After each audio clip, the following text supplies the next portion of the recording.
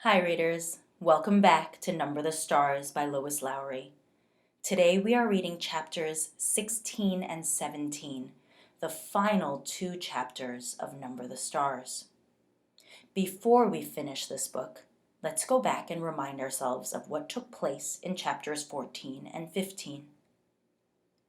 In chapters 14 and 15, Anne-Marie runs through the woods to bring the package that Mr. Rosen dropped to Uncle Henrik. On the way through the woods, Anne-Marie is stopped by Nazi soldiers and their dogs.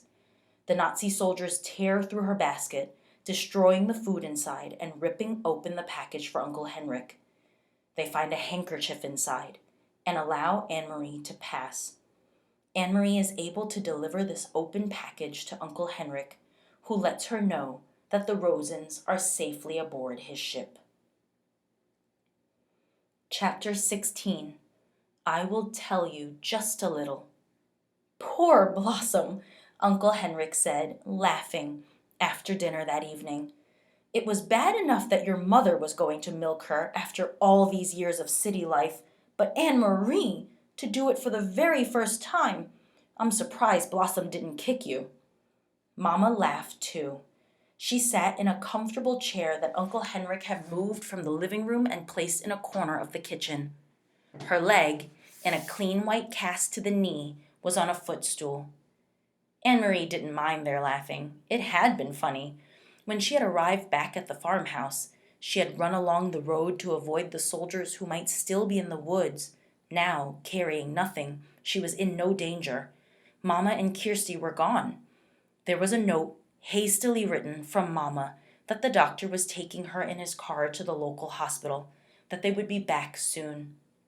But the noise from Blossom, forgotten, unmilked, uncomfortable in the barn, had sent Anne-Marie warily out with the milking bucket. She had done her best, trying to ignore Blossom's irritated snorts and tossing head, remembering how Uncle Henrik's hands had worked with a firm, rhythmic pulling motion. And she had milked. I could have done it, Kirsty announced. You only have to pull and it squirts out. I could do it easily. Anne-Marie rolled her eyes. I'd like to see you try, she thought. Is Ellen coming back? Kirsty asked, forgetting the cow after a moment. She said she'd make a dress for my doll. Anne-Marie and I will help you make a dress, Mama told her.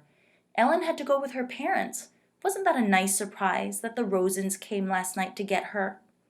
She should have waked me up to say goodbye, Kirsty grumbled, spooning some imaginary food into the painted mouth of the doll she had propped in a chair beside her. Anne-Marie, Uncle Henrik said, getting up from the table and pushing back his chair. If you come with me now to the barn, I'll give you a milking lesson. Wash your hands first. Me too, said Kirsty. Not you two, Mama said. Not this time. I need your help here since I can't walk very well. You'll have to be my nurse. Kirsty hesitated, deciding whether to argue. Then she said, I'm going to be a nurse when I grow up, not a cow milker, so I have to stay here and take care of Mama. Followed as usual by the kitten, Anne-Marie walked with Uncle Henrik to the barn through a fine misty rain that had begun to fall. It seemed to her that Blossom shook her head happily when she saw Henrik and knew that she would be in good hands again. She sat on the stacked hay and watched while he milked, but her mind was not on the milking. Uncle Henrik, she asked, where are the Rosens and the others? I thought you were taking them to Sweden on your boat, but they weren't there. They were there, he told her, leaning forward against the cow's broad side. You shouldn't know this. You remember that I told you it was safer not to know. But, he went on, as his hands moved with their sure and practiced motion, I will tell you just a little, because you were so very brave. Brave? Anne-Marie asked, surprised. No, I wasn't. I was very frightened. You risked your life. But I didn't even think about that. I was only thinking of... He interrupted her, smiling. That's all that brave means. Not thinking about the dangers, just thinking about what you must do. Of course you were frightened. I was too today. But you kept your mind on what you had to do. So did I. Now let me tell you about the Rosens. Many of the fishermen have built hidden places in their boats. I have too, down underneath. I have only to lift the boards in the right place, and there is room to hide a few people. Peter, and others in the resistance who work with him, bring them to me, and to the other fishermen as well. There are people who hide them and help them along the way to Galilee. Anne-Marie was startled. Peter is in the resistance? Of course! I should have known. He brings Mama and Papa the secret newspaper, De Vrij Dansk, and he always seems to be on the move. I should have figured it out myself. He is a very, very brave young man, Uncle Henrik said. They all are. Anne-Marie frowned, remembering the empty boat that morning. Were the Rosens and the others there, then, underneath, when I brought the basket? Uncle Henrik nodded. I heard nothing, Anne-Marie said. Of course not. They had to be absolutely quiet for many hours. The baby was drugged so that it wouldn't wake and cry. Could they hear me when I talked to you? Yes. Your friend Ellen told me later that they heard you, and they heard the soldiers who came to search the boat. Anne-Marie's eyes widened. Soldiers came? She asked. I thought that they went the other way after they stopped me. There are many soldiers in Galilee and all along the coast. They are searching all the boats now. They know that the Jews are escaping, but they are not sure how, and they rarely find them. The hiding places are carefully concealed. Readers, when something is concealed, it's hidden. The hiding places are carefully concealed, and often we pile dead fish on the deck as well. They hate getting their shiny boots dirtied. He turned his head toward her and grinned. Anne-Marie remembered the shiny boots confronting her on the dark path. Uncle Henrik, she said, I'm sure you are right, that I shouldn't know everything. But please, would you tell me about the handkerchief? I knew it was important, the packet, and that's why I ran through the woods to take it to you. But I thought maybe it was a map. How could a handkerchief be important? He set the filled pail aside and began to wash the cow's udder with the damp cloth. Very few people know about this, Anne-Marie, he said with a serious look. But the soldiers are so angry about the escaping Jews and the fact that they can't find them that they have just started using trained dogs. They had dogs, the ones who stopped me on the path. Uncle Henrik nodded. The dogs are trained to sniff about and find where people are hidden. It happened just yesterday on 2 boats. Those damn dogs, they go right through dead fish to the human scent. We were all very, very worried. We thought it meant the end of the escape to Sweden by boat. It was Peter who took the problem to scientists and doctors. Some very fine minds have worked night and day trying to find a solution. And they have created a special drug. I don't know what it is, but it was in the handkerchief. It attracts the dogs, but when they sniff at it, it ruins their sense of smell. Imagine that. Anne-Marie remembered how the dogs had lunged at the handkerchief, smelled it, and then turned away.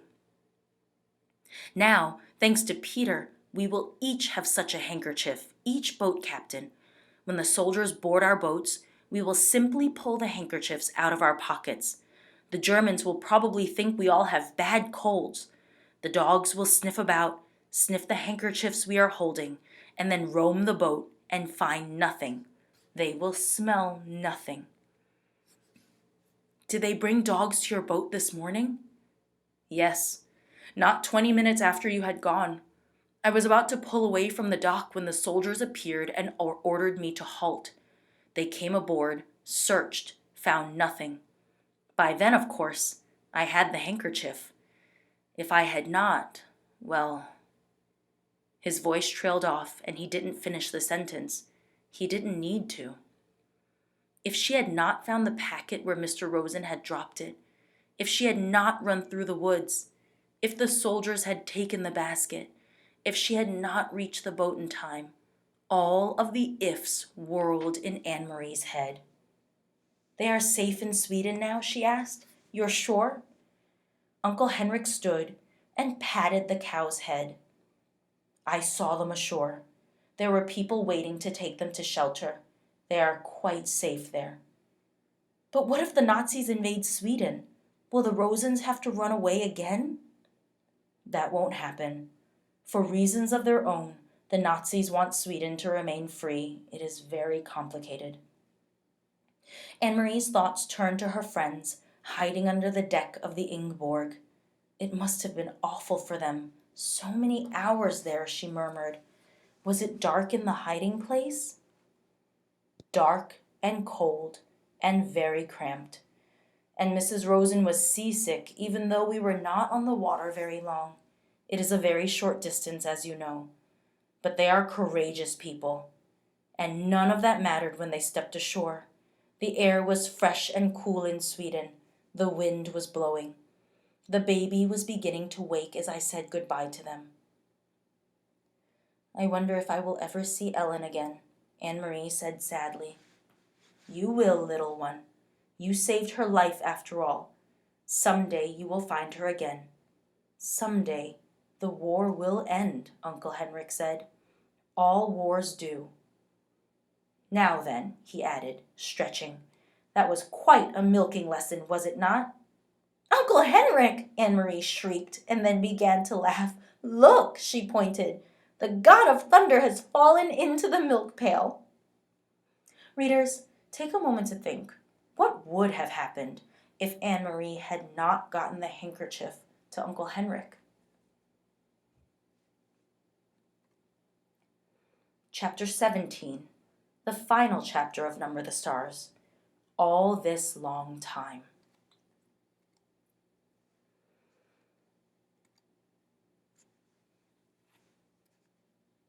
The war would end. Uncle Henrik had said that, and it was true. The war ended almost 2 long years later. Anne-Marie was 12. Church bells rang all over Copenhagen early that May evening. The Danish flag was raised everywhere. People stood in the streets and wept as they sang the national anthem of Denmark. Anne-Marie stood on the balcony of the apartment with her parents and sister and watched. Up and down the street and across the other side, she could see flags and banners in almost every window. She knew that many of those apartments were empty. For nearly 2 years now, neighbors had tended the plants and dusted the furniture and polished the candlesticks for the Jews who had fled. Her mother had done so for the Rosens. It is what friends do, Mama had said. Now neighbors had entered each unoccupied waiting apartment, opened a window, and hung a symbol of freedom there. This evening, Mrs. Johansson's face was wet with tears. Kirsty, waving a small flag, sang. Her blue eyes were bright. Even Kirsty was growing up. No longer was she a light-hearted chatterbox of a child. Now she was taller, more serious, and very thin. She looked like the pictures of Lise at 7 in the old album. Readers, here's this theme again, that difficult times, like wars, make children grow up quickly. Kirsty isn't the same naive child she was 2 years ago. She probably doesn't ask for cupcakes with pink frosting anymore. Peter Nielsen was dead. It was a painful fact to recall on this day when there was so much joy in Denmark.